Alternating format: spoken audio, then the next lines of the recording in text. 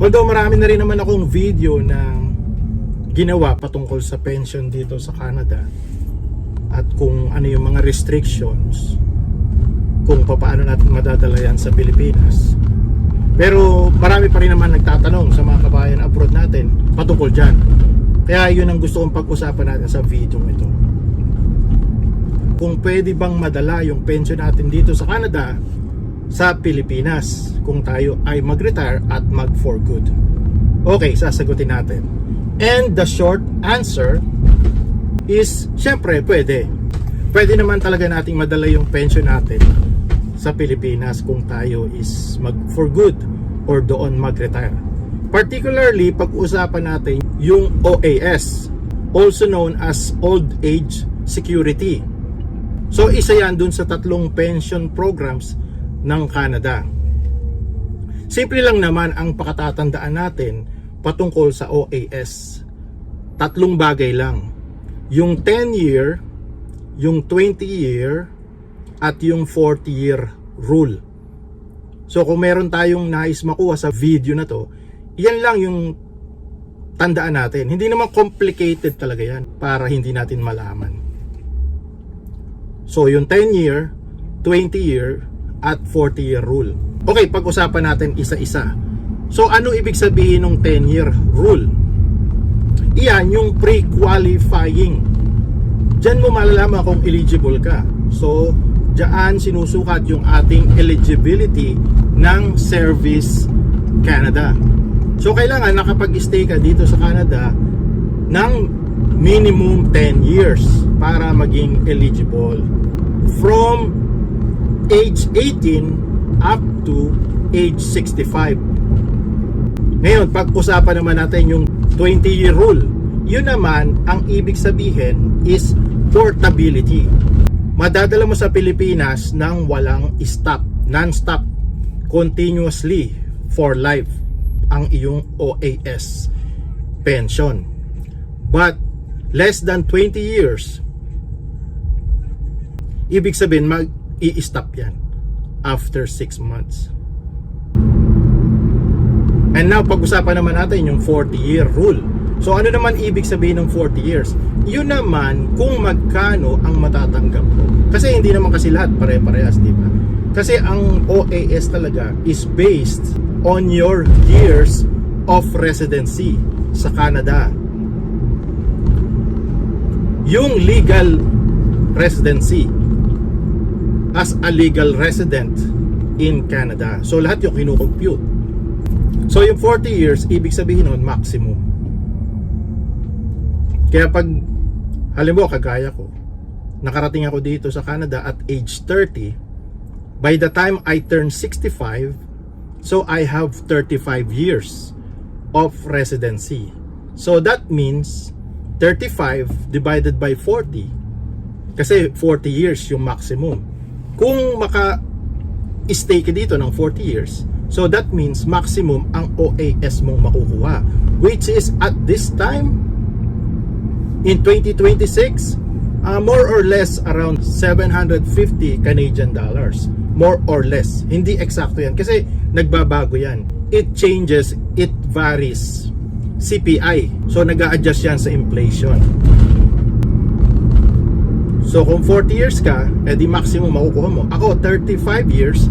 So if my math is correct, I will get 87.5%. Yan yung makukuha ko.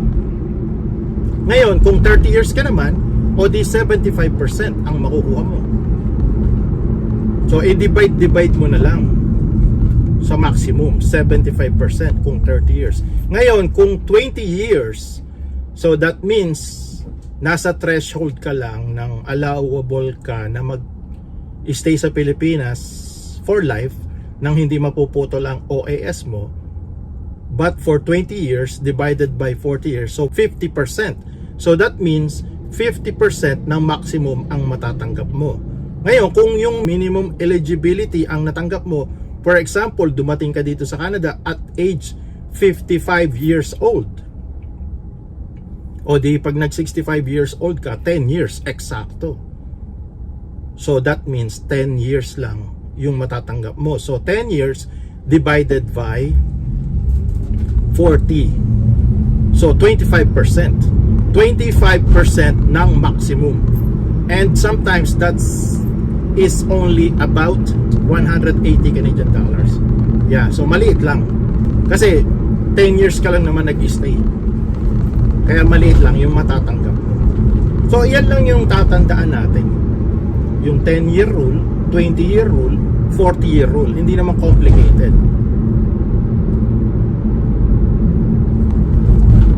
Prorated nga yan.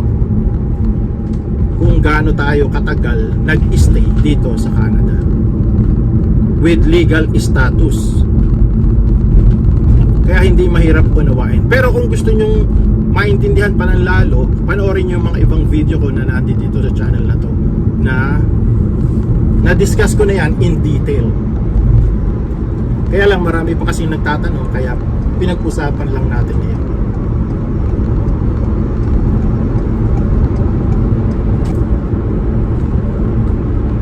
Pero wag mo rin kakalimutan, paalala, wag mo rin kakalimutan yung 25% withholding tax para sa non-resident.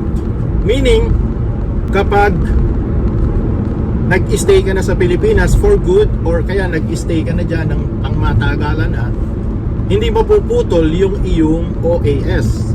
Kasi nakapag-stay ka sa Canada ng 20 years or more. Kaya lang, matik yan, idididakan ka ng CRA 25% withholding tax yung OAS pension mo. So ibig sabihin, kung nakakatanggap ka ng $400 sa yung OAS at nag-for good ka sa Pilipinas or nag-retire ka sa Pilipinas and na-classified ka and na-categorize ka as non-resident, babawasan ng Canada ng 25% yung pension mo. Kaya kung 400 yung natatanggap mo, 300 na lang ang matitira sa'yo, minus 100 Canadian dollars, kasi minus 25%. Kaya lang merong good news. Kasi dahil ang Canada at ang Pilipinas ay merong tinatawag na tax treaty. So, pwede kang mag-fill up ng form at mag-apply ka. And you can do either of two things. To lower the 25% or to remove it completely. Mag-fill up ka lang ng NR5 form. So, para mapababa yung withholding tax na 25% or ma-drop down to 0. Yan, dahil sa tax treaty between Canada and the Philippines. O yan lang naman siguro ang nais kung pag-usapan natin. Para dun sa mga kabayan abroad na nalilito pa rin at hindi pa rin naiintindihan yung mga restrictions, eligibilities at kung magkano yung matatanggap natin sa OAS. Meron din namang clawback na tinatawag, pero yung mga clawback naman sa mga high income. Hindi ko naman sinasabi na low income kayo or low income tayo, pero kung high income ka, yun, doon possibility ang clawback. Pero kung low income or middle income, hindi naman tayo tatamaan ng clawback. Ako, hindi ako mahagip niyang clawback. Kasi hindi naman ganun kalaki yung income ko dito sa Canada. Sakto lang. Tama lang. Okay, maraming salamat sa lahat ng nakasubscribe at patuloy na sumusuporta at tumatangkilik sa channel na to. So kung gusto mo yung mga ganyan topic, sana mag-subscribe ka if you have not done so already. Mag-like at mag-comment. And please share the video.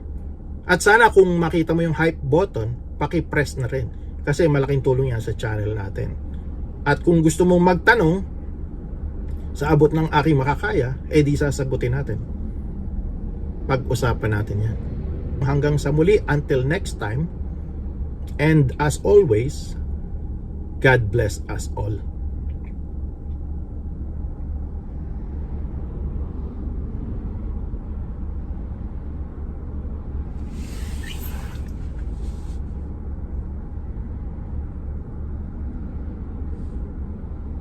Maganda mag-drive dito sa Canada kasi hindi ma-traffic. Bihira lang yung traffic dito.